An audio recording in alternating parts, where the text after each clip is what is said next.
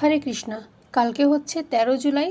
তো চলো আজকের ভিডিওতে দেখে নিই যে তোমাদের ডেট অফ বার্থ অনুযায়ী কেমন যাবে তোমাদের কালকের সারা দিনটা।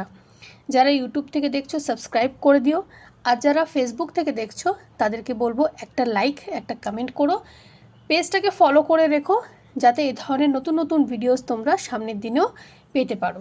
তো চলো দেখে নিই যে তোমাদের ডেট অফ বার্থ অনুযায়ী কেমন যাবে কালকের দিন 13 জুলাই।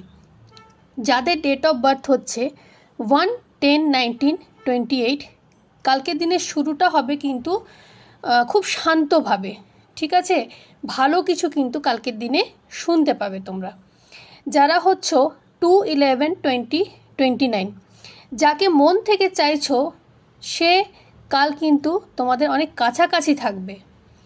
যারা হচ্ছ 3-12-21-30, কাজের চাপ কিন্তু বাড়বে কালকের দিনে, নতুন পথ খুলে যেতে পারে, একটু দায়িত্ব নিতে হতে পারে কাজের জায়গাতে।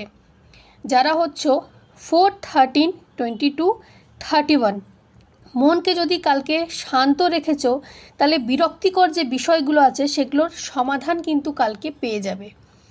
যারা হচ্ছ 5-14-23, কালকের দিনে কথা বলার মাধ্যমে বা কারো পরিচয়ের মাধ্যমে হঠাৎ কোনো উপকার পেতে পারো।